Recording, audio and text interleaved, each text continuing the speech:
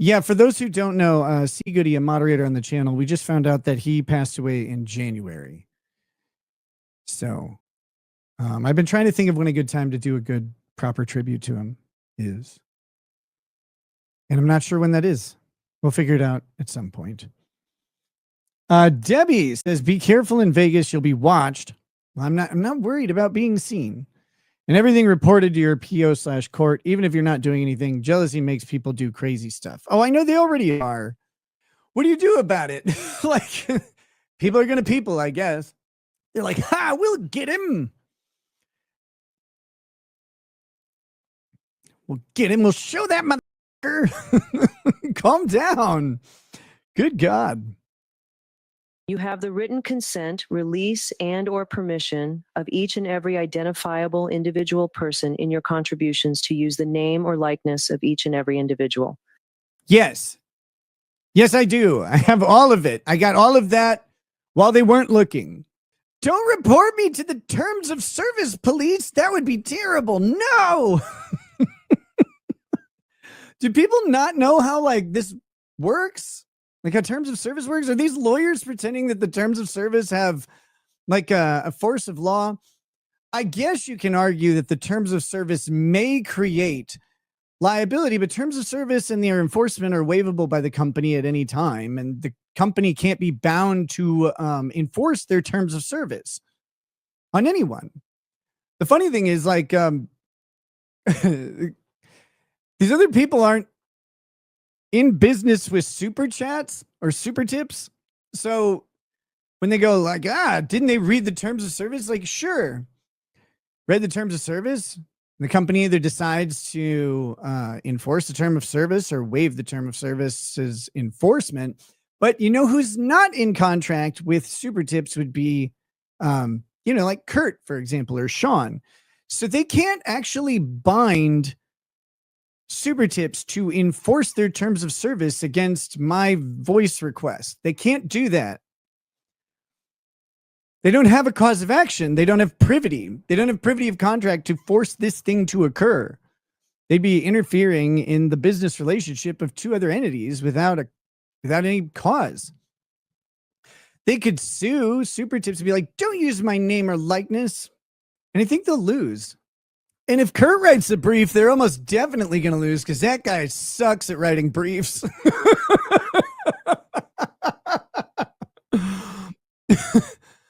But it's like, I don't know what it is about me that makes all of these lawyers suddenly collectively shit the bed on like their legal analysis. It goes right out the window. I've talked to these people, dozens and dozens of times. They're all at least of moderate intelligence, and they've all received sufficient education. They've passed the bar exam. They know what they're saying isn't right. Like, they know it. They're like, didn't you read the terms of service, Nick? Like, I don't give a shit what the terms of service are. Just like everybody else with every company that they interact with. Nobody reads damn terms of service. Even you fat, nerdy lawyers can't convince us that you're out here reading the terms of service. Off. Did you read the terms of service? Yeah, I read the terms of service on my Cheerios. It says you're fat and stupid.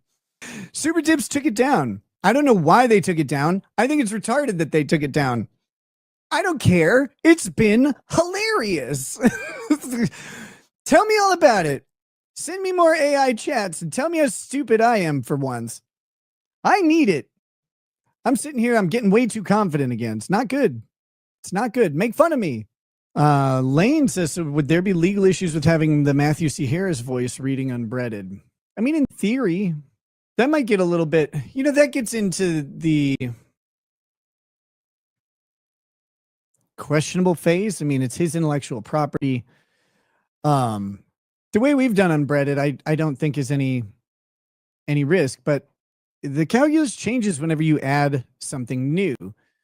Right? Like, that's his. Matthew Harris wrote it, as insane as it is, and he owns the right to exploit and profit off of it. He may not be in charge of that right. Like, if that right becomes valuable for some reason, someone would presumably be managing his living estate that would allow him to reap the benefits of any financial gain from it. And then that entity that runs it, usually, a trust or some conservatorship would be in charge of enforcing the intellectual property rights.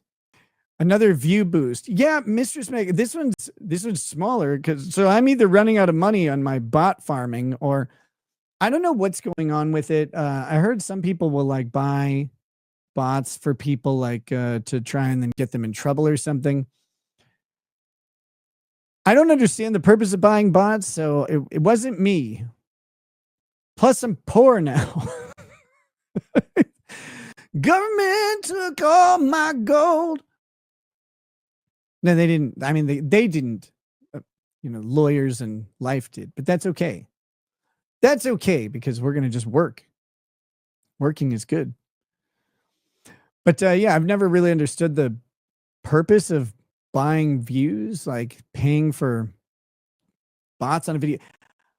I get it if people are trying to like somehow game advertisings, but I can't imagine. I don't know where you buy viewer bots or whatever, but I can't imagine that the ad rate pays out enough for like if you're getting real viewers. But I figure that the likes stay consistently, where they are, and the chat moves at the same rate. That is not an actual influx of viewers. There's something going on either with YouTube's counting or with someone trying to around with the stream. I don't really care which one it is. I should click the ad button a whole lot.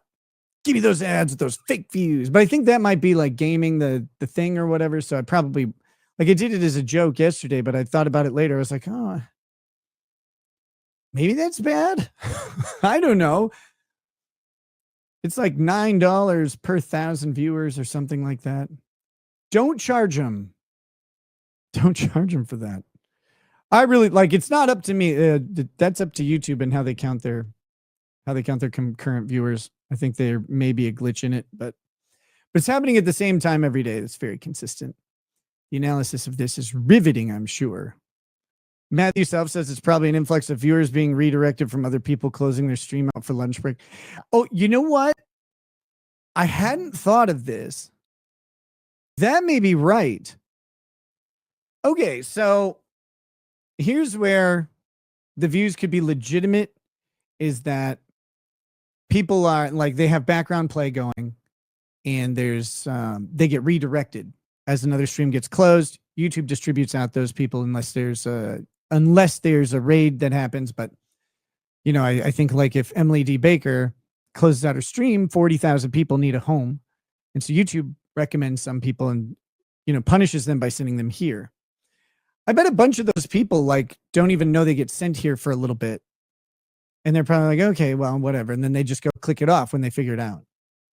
So that's probably what's going on. That's actually a logical explanation on how this happens and why it's happening right at lunchtime, each one of these shows. So thank you, Matthew Self. That was smart.